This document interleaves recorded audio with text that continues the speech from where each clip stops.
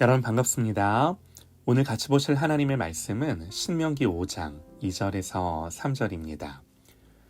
우리 하나님 여호와께서 호렙산에서 우리와 언약을 세우셨나니 이 언약은 여호와께서 우리 조상들과 세우신 것이 아니요 오늘 여기 살아있는 우리 곧 우리와 세우신 것이라.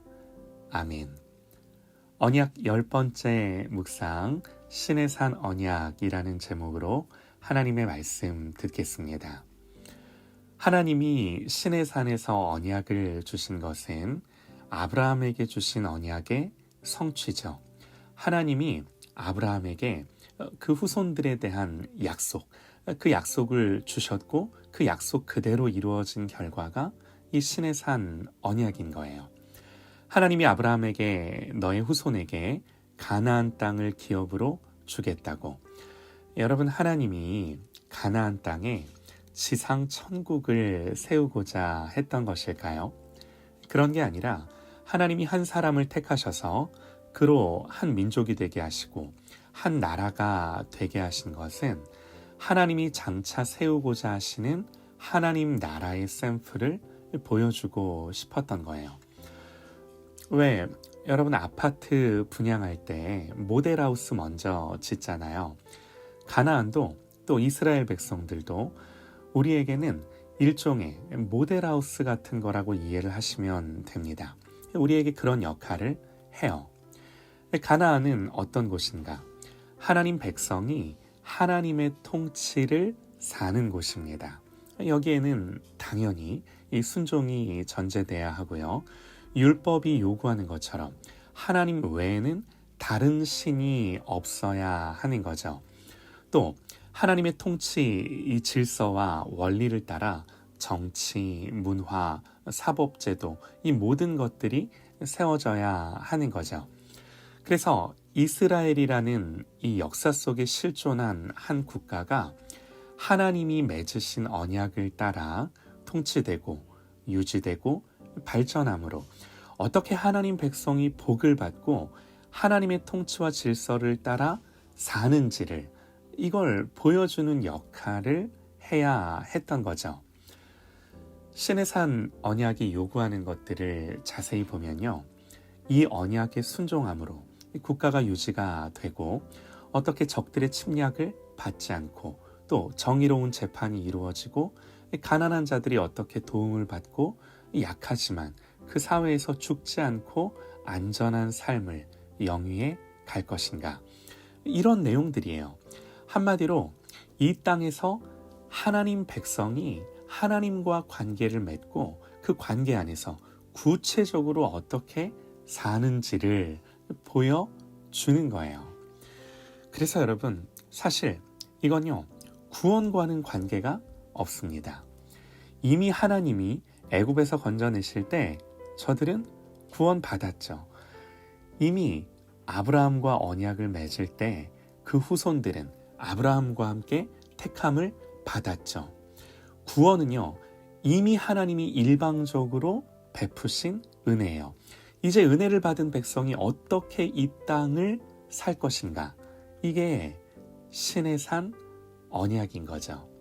또 이 언약 안에는 제사와 또 성막과 관련된 규례들이 있어서 설령 범죄했을 때라도 어떻게 하나님께 용서를 받고 하나님께 나아갈 수 있는지를 자세히 알게 해서 그야말로 하나님과 함께 어떻게 이 땅을 하나님의 백성으로서 그 통치를 받으며 살 것인가, 이 내용이 신의 산 언약인 거예요. 그래서 하나님은 이 언약에 따른 순종을 요구하시는데요. 여러분, 그 순종에 따른 보상을 받으요, 모두 다 이 땅에 국한된 것들이죠. 가령 예를 들면 십계명에서 네 부모를 공경하라. 그리하면 너의 하나님 여호와가 네게 준 땅에서 네 생명이 길리라. 이 명령에 순종했을 때 그 보상이 뭐예요? 이 땅에서의 장수예요. 이 순종을 통해 영원한 안식을 얻을 거라고, 내지는 천국에 들어갈 거라고, 이런 말이 아니다라는 거예요. 단 한 번도 율법이 구원과 영생을 약속한 적이 없어요. 그래서 구약의 백성들도 구원을 받는 원리는 오늘 우리와 다르지가 않아요. 하나님이 아브라함에게 언약을 주셨을 때 창세기 15장 6절에서 아브라함이 여호와를 믿으니 여호와께서 이를 그의 의로 여기시고, 믿음이 의가 됐어요. 아브라함 이후 그 모든 후손들은 동일하게 자기들의 조상 아브라함에게 하신 이 약속을 믿는 것으로 구원을 받은 거예요. 그래서 이 약속으로 아는 거예요. 아, 하나님이 우리 조상 아브라함에게 이런 약속을 하셨지. 그래서 나도 이 언약 안에 있는 거지 하면서 이 믿음이 하나님께 의가 되는 거예요. 이걸 믿기에 가나안 땅도 들어가고, 이걸 믿기에 하나님의 말씀에 순종도 하고, 이걸 믿기에 하나님이 누구시고 자기들이 누구인지를 알므로 행하는 거죠. 여기서부터 순종이 나오고, 여기서부터 자기들이 누구인지 아는 정체성이 나오고, 어떤 인생을 살아가야 하는지 방향성이 나오고. 사랑하는 여러분, 그러므로 우리는요, 이렇게 말할 수 있습니다.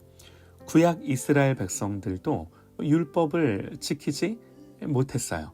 그러나 아브라함에게 주신 약속을 믿음으로 다시금 하나님께 돌이키고 자기가 하나님 백성임을 믿는 것으로 구원을 받는 거죠. 여러분, 모세를 생각해 보면요, 모세는 가나안 땅에 들어가지 못했습니다. 그렇죠? 이유가 뭔가요? 무리바에서 하나님의 영광을 나타내지 않아서 하나님이 진노하셨어요. 그는 하나님이 주시는 일시적이고 지상적인 나라에는 들어가지 못했습니다. 그러나 그는 아브라함의 후손으로 약속에 대한 이 믿음이 없었던 것은 아니죠. 결국 모세는 가나안 땅에 들어가지는 못했지만 아브라함의 자손으로 이 그리스도에 대한 약속을, 예수님이 오실 거라는 약속을 믿고 하나님의 영원한 안식에는 들어갈 수 있는 거죠. 모세가 가나안 땅에 들어가지 못한 것이 심판과 멸망을 뜻하는 것이 아니라는 겁니다. 그는 믿음으로 구원을 얻어서 이 땅에서 가나안에는 들어가지 못했지만 영원한 하나님의 나라, 영원한 하나님의 안식에는 들어갔습니다. 여러분, 우리가 결론적으로 얻어야 할 교훈이 뭔가? 신의 산 언약은요, 우리가 누구인지를 보여주는 역할을 하고 있어요. 우리의 구원은 결코 하나님과 인간이 각각 쌍무적으로 그 의무를 다함으로 주어지는 게 아니다라는 거예요. 신의 산 언약은 쌍무적인 계약이에요. 그러나 이건 우리를 결코 구원하지 못해요. 구원은 오직 하나님의 일방적인 약속으로, 은혜로 주어지는 거예요. 그게 아브라함의 언약이었죠. 오직 내가 이루리라. 신구약 시대를 통틀어 오직 하나님의 약속을 믿는 자만이 구원을 얻습니다. 이 구원은 저와 여러분의 행위에 근거하지 않아요.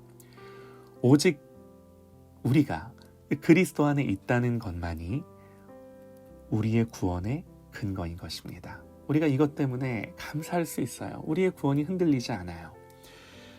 사랑하는 여러분, 구원을 사람의 행위에 두지 않고 믿는 모든 자들에게 주시는 이 은혜를 기억하며 하나님을 기뻐하고 즐거워하고 구원받은 백성으로 이 땅을 사는 그런 저와 여러분 되시기를 간절히 소망합니다.